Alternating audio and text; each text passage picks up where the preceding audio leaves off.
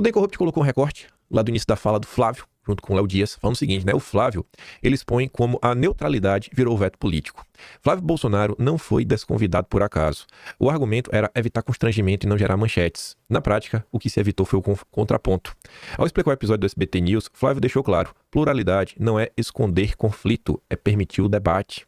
Quando um canal nasce dizendo que não tem lado, mas inaugura sua história com um discurso único, isso não é jornalismo, é escolha editorial. Flávio foi direto, sem histeria, sem ataque pessoal. Disse que apertaria a mão de Lula, mas não a do algoz de seu pai e de centenas de brasileiros perseguidos sem motivo. Separou divergência política de perseguição institucional, algo raro no Brasil de hoje. Pegando exatamente essa frase aqui em vermelho, né? Separar divergência política de perseguição institucional.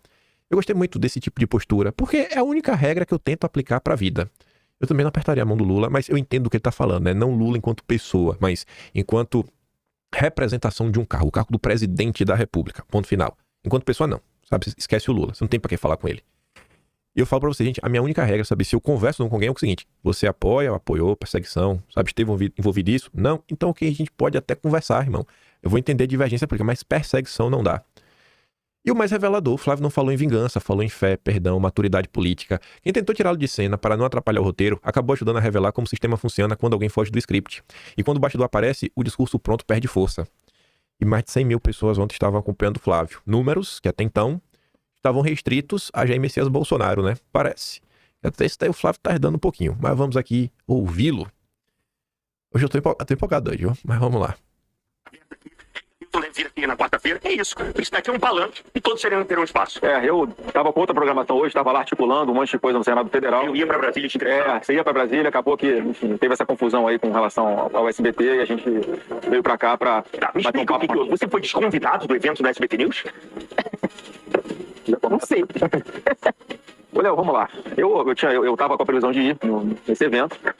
Eu te confesso que eu não sabia quem ia nesse evento. Para mim, já tá o presidente da República. Eu estando também, não teve problema nenhum, até para manifestar como o SBT sempre foi, abrindo as portas para todo mundo, mostrando que não tem lado, como sempre foi com o Silvio, né? Sempre respeitou demais.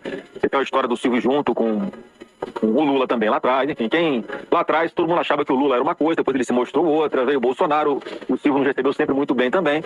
Assim, tava tudo pronto, eu estava em São Paulo para outras agendas, conversando com o mercado financeiro, pessoal do mercado financeiro. No dia seguinte na sexta-feira tinha o lançamento, a abertura desse SBT News. Eu estava convidado, preparado para ir, aí recebi um contato explicando que podia causar algum constrangimento, isso tudo. Não queriam que esse antagonismo, Lula e Bolsonaro, prevalecesse nas manchetes no dia seguinte, porque era algo muito bacana que eles estão fazendo, criando um novo canal de TV aberta, de notícias. Então, já entendi. Entendeu? Não tem problema. Não é pra eu ir.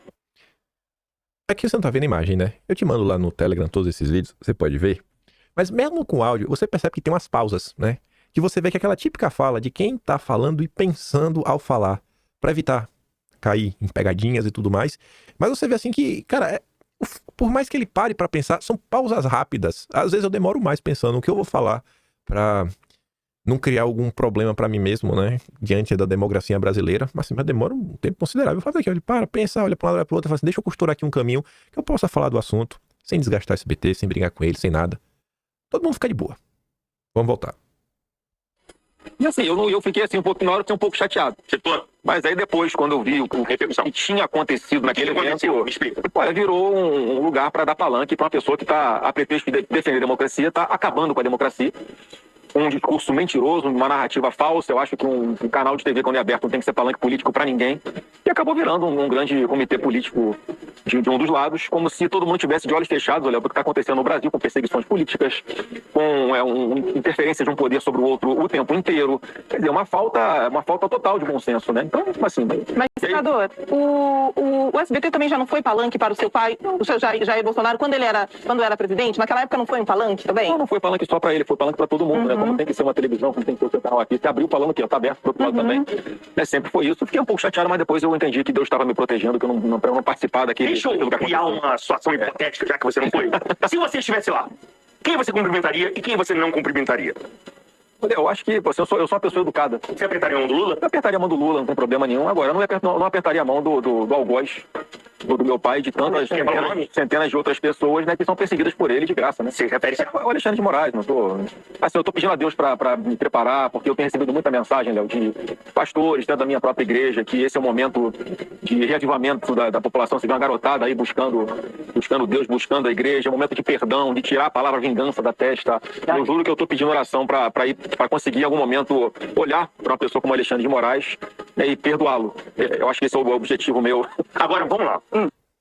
Tá aí, né? Mandou benzaço.